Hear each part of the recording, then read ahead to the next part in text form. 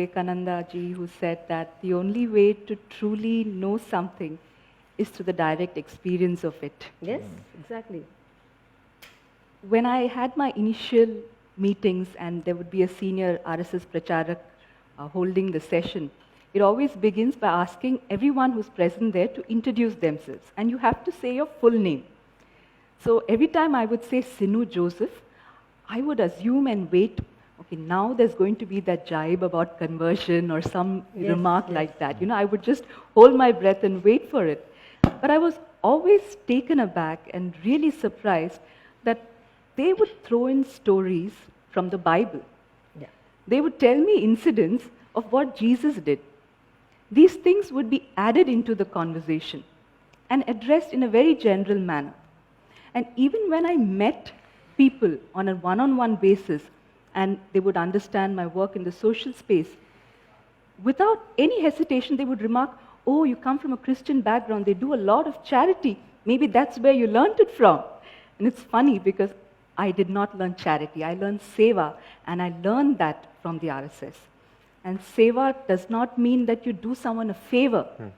It means that you thank them for the opportunity to serve them.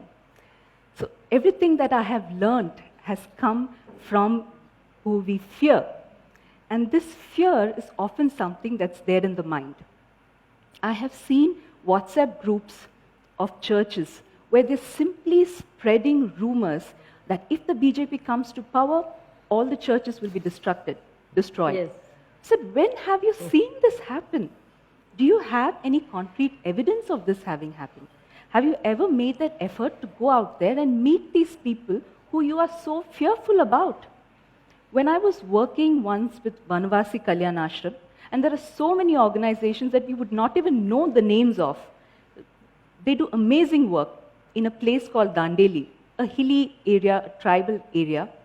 This RSS woman, she took us to a place which was a church. And she said, this is where we do all our sessions. I said, in a church? Is the priest okay with it? She said, yes, there are no other houses nearby, and we are perfectly fine with it. When the church does its masses, they do it. When we need to do something, they're perfectly fine with it. I said, people just don't know this.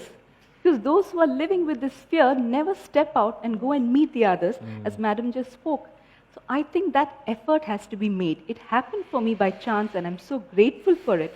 But I hope that the others make that extra effort to go and see it. Fine, you're not comfortable talking to them, okay. There are so many seva activities that they do. Enroll in one of them. Go and see how they work, the effort that they put in. They live with bare minimum. They carry nothing on them. The women work so tirelessly, walking on foot, hardly with any amount, just to serve people. They don't get any recognition. None of us know their names. And that is something we really need to see in order to understand.